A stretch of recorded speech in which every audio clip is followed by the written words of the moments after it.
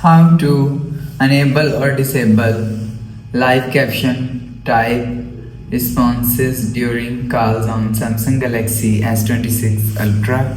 So let's start the video. First of all, go to app library.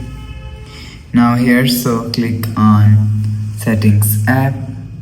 Now in setting, scroll down and click on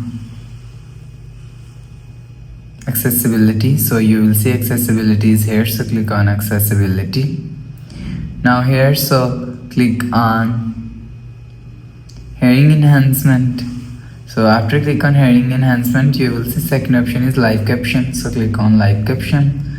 So scroll down and you will see types response during call is here. So if you want to disable live caption type responses during call, so turn off this button. So you will see live caption type responses during call is disabled.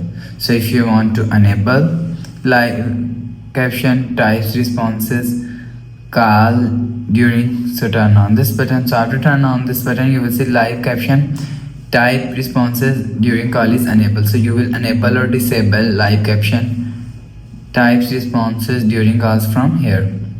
So after the process, go back to home screen, refresh phone. So that's how you can enable or disable live caption types responses during calls on Samsung Galaxy S26 Ultra.